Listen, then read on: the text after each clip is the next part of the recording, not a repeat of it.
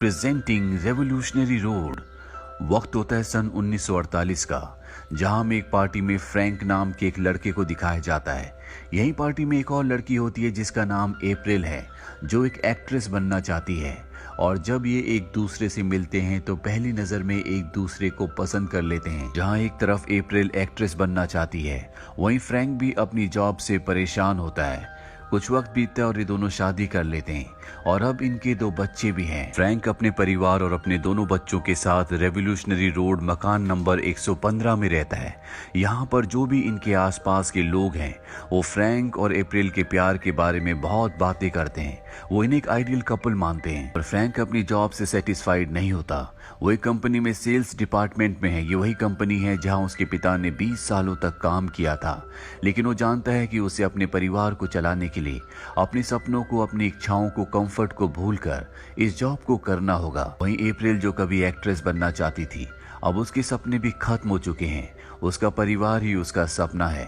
वो हमेशा अपने परिवार के बारे में सोचती है। हालांकि फ्रैंक अपनी प्रोफेशनल लाइफ से सेटिस्फाइड नहीं है, लेकिन वो अपनी फैमिली लाइफ से सेटिस्फाइड है।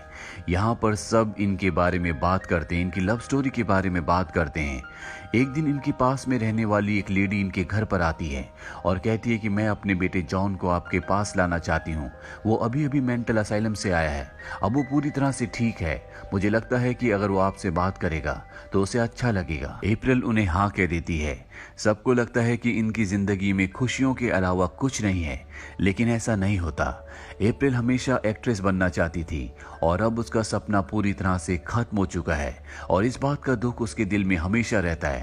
कभी कभी अप्रैल और फ्रैंक के बीच में आर्ग्यूमेंट्स हो जाते हैं, लड़ाई झगड़ा हो जाता है, लेकिन शाम होते होते ये दोनों एक दूसरे के करीब आ जाते हैं, क्योंकि इन्हें पता है कि ये हस्बैंड वाइफ है, इनके 2 बच्चे हैं, इनका एक परिवार है और हमेशा इन दोनों को साथ रहना है। बेसिकली इन दोनों के जीवन में जो सबसे बड़े तनाव की वजह है वो इनका करियर है।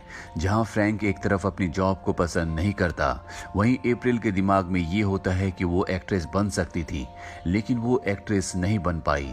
एक सुबह इन दोनों के बीच में बहुत लड़ाई होती है और फ्रैंक ऑफिस चला जाता है। दरअसल आज उसका बर्थडे है। फ्रैंक की जो सेक्रेटरी होती है वो उसके पास आती है।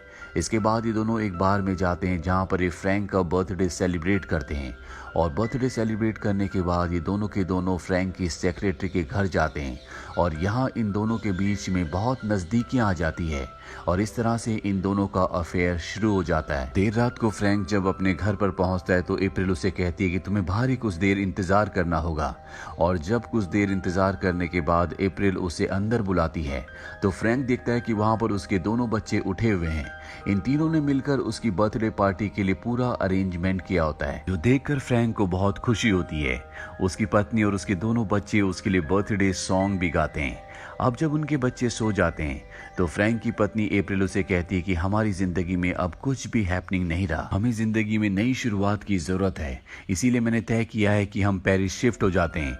वहां मैं जॉब करूंगी और तुम अपने सपनों को चेज करना, वो काम करना जो तुम करना चाहते हो। फ्रैंक को ये बात बिल्कुल अजीब लगती है, क्योंकि किसी भी नए शहर में जाकर सेटल होना इतना आसान नहीं है। लेकिन जब वो अपनी पत्नी अप्रैल के अंदर कॉन्फिडेंस देखता है तो वो भी इस बात के लिए हाँ कर देता है और अब ये धीरे धीरे पेरिस जाने की तैयारियां करना शुरू कर देते हैं। फ्रैंक बहुत खुश होता है। वो ऑफिस में अपने सभी कॉलिग्स को बता देता है कि वो इस जगह को, इस जॉब को छोड़कर हमेशा के लिए पेरिस शिफ्ट हो रहा है। हालांकि उसका मजाक भी उड़ाया जाता है, लेकिन फ्रैंक कभी भी इस शहर में और इस जॉब में हमेशा के लिए नहीं रहना चाहता था और पेरिस वो जगह है जहां पर उसे लगता है कि वो अपनी चीजों को, अपने सपनों को चेज कर सकता है। वो सभी काम कर सकता है जो करना चाहता था। उसे लगता है कि ये शहर बहुत डेड है, जबकि पेरिस में बहुत ज्यादा एनर्जी है। इसीलिए पेरिस जाने के लिए बहुत खुश होता है। फ्रैंक और अप्रैल अपने सभी नेबर्स को बता देते हैं कि वो यहाँ से हमेशा के लिए पेरिस शिफ्ट होने वाले हैं, लेकिन उनकी बात से कोई भी सहमत नहीं होता। सबको लगता है कि पेरिस में शिफ्ट होना इतना आसान नहीं है, लेकिन फ्रैंक और अप्रैल अब अपना मन बना चुके हैं। एक दिन वो लेडी जो अपने बेटे जॉन को, जो कि मेंटल असाइलम से आया था, उसे इनके पास लेकर आती है। उसे भी पता होता है कि ये यहाँ से पेरिस में शिफ्ट हो रहे हैं। वो इनसे बहुत सारे पर्सनल सवाल पूछता है जो कि बहुत ही अनोइंग होते हैं, लेकिन ये दोनों जानते हैं कि उसकी मेंटल स्टेट पूरी तरह से नॉर्मल नहीं है, इसीलिए वो ना चाहकर भी उसके सवालों का जवाब देते हैं और जॉन इनकी बातों से सहमत होता है। वो कहता है कि आपको पेरिस जरूर जाना चाहिए। इसी तरह से कुछ हफ्ते बीत जाते हैं और एक दिन फ्रैंक का सीनियर उसके पास आता, उसे बताता है कि तुम्हारी प्रमोशन का लेटर मेरे पास है, कंपनी तुम्हें प्रमोशन देना चाहती है, साथ ही तुम्हारी सैलरी भी डबल हो जाएगी। ये सुनकर फ्रैंक पूरी तरह से कंफ्यूज हो जाता है क्योंकि उसके पास एक बहुत बड़ी अपॉर्चुनिटी है जिसे एक्सेप्ट करने के बाद वो अपने परिवार को और खुद को एक बेहतर जिंदगी दे सकता है। लेकिन अगर उसने ऐसा किया तो पेरिस जाने का हमेशा का जो उसका सपना था वो पूरी तरह से टूट जाएगा। इसीलिए घर आने के बाद वो अप्रैल को पूरी बात बताता है। अप्रैल कहती है कि पैसों के लिए तुम अपने सपनों को नहीं छोड़ सकते, तुम इस जॉब को पसंद नहीं करते, हमें पेरिस जाना चाहिए, तुम्हें अपने सपनों को जीना चाहिए। और उसकी बात से फ्रैंक पूरी तरह से सहमत होता है। और अगली सुबह फ्रैंक को पता चलता है कि अप्रैल पिछले 2 महीनों से प्रेग्नेंट है। ये सुनकर वो पूरी तरह से परेशान हो जाता है।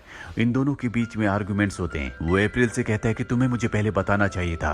अप्रैल कहती है कि मुझे पता था कि तुम इसी तरह से रिएक्ट करोगे, वैसे भी हमारे 2 बच्चे हैं और दूसरे बच्चे की प्लानिंग हमने इसीलिए की थी ताकि हम एक दूसरे को यकीन दिला सके कि पहला बच्चा हमारी गलती नहीं है, हमें अब और बच्चों की जरूरत नहीं है, इसीलिए मैंने तय किया है कि मैं अपना अबॉर्शन करवा दूंगी, जिसके बाद हम पेरिस जाएंगे और जिंदगी की नई शुरुआत करेंगे। पर यहाँ पर फ्रैंक उसकी बात से इत्तेफाक नहीं रखता। वो कहता है कि हमें अब कहीं जाने की जरूरत नहीं है, हम अपने तीसरे बच्चे को भी इस दुनिया में लाएंगे। पर अप्रैल पेरिस जाकर अपनी जिंदगी की नई शुरुआत करना चाहती है। इन दोनों के बीच में झगड़ा बहुत बढ़ जाता है। फ्रैंक ऑफिस आ जाता है जहां पर वो अपने कॉलीग को बताता है कि अब वो पेरिस नहीं जाएगा। उसका कॉलीग कहता है कि मुझे पहले ही पता था। दरअसल वो उसे एक तरह का तंज कसता है और यहाँ पर फ्रैंक ऑफिस में जो उसे प्रमोशन ऑफर हुआ होता है उसे भी एक्सेप्ट कर लेता है। शाम को फ्रैंक जब घर आता है तो वो देखता है कि जॉन के पेरेंट्स एक बार फिर से जॉन को उसे उसके घर पर लाए होते हैं और यहाँ पर वो सबके सामने अनाउंस करता है कि हम पेरिस नहीं जा रहे। ये सुनने के बाद जॉन फ्रैंक की पत्नी अप्रैल की आंखों में देखता है और समझ जाता है कि ये फैसला अप्रैल का नहीं है बल्कि जॉन ने खुद इस फैसले को लिया है। इसीलिए फ्रैंक से पूछता है, क्या तुमने इस बारे में अपनी पत्नी से डिस्कस किया था? ये बात सुनकर उसे गुस्सा आ जाता है। वो कहता है कि ये हमारा निजी मामला है, तुम्हें इसमें बोलने का कोई भी अधिकार नहीं है। जिसके बाद इन दोनों के बीच में लड़ाई झगड़ा शुरू हो जाता है। जॉन के पेरेंट्स उसे यहाँ से ले जाते हैं। अप्रैल और फ्रैंक के बीच में भी बहुत आर्गुमेंट्स होते हैं, जिसके बाद बिना किसी सुलह के दोनों सो जाते हैं। अगली शाम को दिखाया जाता है कि अप्रैल अपने नेबर के साथ एक बार में होती है जहां अप्रैल उसे अपनी शादीशुदा जिंदगी के तनाव के बारे में बताती है। दरअसल सबको यही लगता था कि ये दोनों के दोनों बेस्ट कपल हैं, जबकि हकीकत अब कुछ और ही बन चुकी है। वो ये भी बताती है कि पेरिस के ट्रिप के कैंसिल होने की वजह से मैं अब डिप्रेशन में भी हूँ। ये दोनों के दोनों अब एक दूसरे के साथ बहुत वक्त बिताते हैं और गाड़ी में ये दोनों एक दूसरे के बहुत करीब भी आ जाते हैं। जिसके बाद वो अप्रैल को कहता है कि मैं हमेशा से तुमसे प्यार करता था और मैं चाहता हूँ कि तुम मेरी जिंदगी में शामिल हो जाओ, पर अप्रैल उसे मना कर देती है। फ्रैंक और अप्रैल की जिंदगी में इन दोनों के प्यार में अब पूरी तरह से दरार पड़ चुकी है। फ्रैंक के लिए अब उसके दिल में कोई भी फीलिंग्स नहीं है। अगली सुबह दिखाया जाता है कि फ्रैंक अप्रैल के पास जाता है और उससे माफी मांगता। वो कहता है कि मैंने तुमसे एक बात छुपाई, मेरी सेक्रेटरी से मेरा अफेयर था, लेकिन वो उसकी इस बात पर कुछ भी रिएक्ट नहीं करती। वो कहती है कि मुझे इससे कोई फर्क नहीं पड़ता। फ्रैंक ने उसे ये बात इसलिए बताई होती है ताकि ये बात सुनने के बाद उसे ऐसा लगे कि फ्रैंक को अपनी गलतियों का एहसास है और वो उसकी जिंदगी में वापस शामिल हो जाए। पर अप्रैल के जवाब से उसे बहुत दुख होता है। फ्रैंक कहता है कि तुम्हें फर्क पड़ना चाहिए, तुम मेरी पत्नी हो। अप्रैल कहती है कि मुझे कोई फर्क नहीं पड़ता क्योंकि अब मैं तुमसे प्यार नहीं करती। पर फ्रैंक उसकी बात पर विश्वास नहीं करता। उसे लगता है कि वो सिर्फ गुस्से में ऐसा कह रही है। फ्रैंक उसे समझाने की कोशिश करता है जिससे इनके बीच में आर्गुमेंट्स और भी बढ़ जाते हैं। अप्रैल घर से बाहर चली जाती है। फ्रैंक उसके पीछे जाता है। अप्रैल कहती कि अगर तुमने मुझे हाथ लगाया तो मैं जोर जोर से चिल्लाना शुरू कर दूंगी। फ्रैंक उसे समझाते समझाते उसे हाथ लगा देता है जिससे वो चिल्लाना शुरू कर देती है और फ्रैंक को समझ में आ जाता है कि अप्रैल के दिल में उसके लिए कड़वाहट भर चुकी है।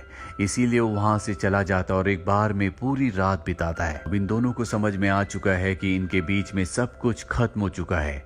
अगली सुबह अप्रैल अपने बच्चे को अबॉर्ट करने के लिए वैक्यूम एस्पिरेशन लेती है। दरअसल इसे लेने से पहले बहुत सारी प्रिकॉशंस को लेना चाहिए, लेकिन वो ऐसा कुछ भी नहीं करती और उसे बहुत ज्यादा ब्लीडिंग होना शुरू हो जाती है, जिसके बाद एम्बुलेंस को बुलाया जाता है। फ्रैंक भी हॉस्पिटल में पहुंचता है, जहां पर उसका नेबर उसे बताता है कि अप्रैल अब इस दुनिया में नहीं रही, बहुत ज्यादा ब्लीडिंग होने की वजह से उसकी मृत्यु हो गई। ये सुनकर फ्रैंक पूरी तरह से टूट जाता है। उसे बहुत पछतावा होता है, क्योंकि छोटी छोटी चीजों की वजह से चीज इतनी बढ़ गई थी कि इनकी जिंदगी का प्यार पूरी तरह से खत्म हो गया, और जिसका अंत अप्रैल की मौत के साथ हुआ। इसके बाद फ्रैंक किसी गिल्ड के साथ शहर में अपने दोनों बच्चों के साथ मूव हो जाता है। अब वो कंप्यूटर बेचने का काम करता है। उसकी जिंदगी में अंधेरा, उदासी और पश्चाताप के अलावा कुछ भी नहीं है। फ्रैंक ने अपना रेवोल्यूशनरी रोड 115 नंबर घर बेच दिया है। अब यहाँ पर एक नया कपल आया है, और ये भी फ्रैंक और अप्रैल के बारे में बात कर रहे होते हैं। तभी उनका नेबर वहां पर आता है, जो अप्रैल से प्यार करता था। वो कहता है कभी भी फ्रैंक और अप्रैल के बारे में बात मत करना, और ये कहकर वहां से चला जाता है। अब कुछ साल बीत जाते हैं, जहां में जॉन की मॉम को दिखाया जाता है, जो जॉन के डैड को बताती है कि फ्रैंक और अप्रैल के घर पर जो कपल आए हैं वो बहुत ही अच्छे हैं। वो दोनों एक दूसरे से बहुत प्यार करते हैं। वो घर उन्हें बहुत सूट करता है। जॉन के डैड पूछते हैं फ्रैंक और अप्रैल के बारे में क्या, जिसके बाद जॉन की मॉम बताने की कोशिश करती है कि क्यों वो फ्रैंक और अप्रैल को बेस्ट कपल नहीं मानती, क्या उनके बीच में प्रॉब्लम थी। लेकिन शायद जॉन के डैड ये बात नहीं सुनना चाहते, इसीलिए वो अपनी सुनने वाली मशीन को ऑफ कर देते हैं। इस कहानी से हमें समझ में आता है कि दूर से जो चीजें अच्छी दिखती है, ये जरूरी नहीं कि वो अंदर से, नजदीक से भी उतनी ही अच्छी हो। साथ ही हमें ये भी सीखने की जरूरत है कि हमें छोटी छोटी चीजों के चलते अपने रिश्तों को खराब नहीं करना चाहिए।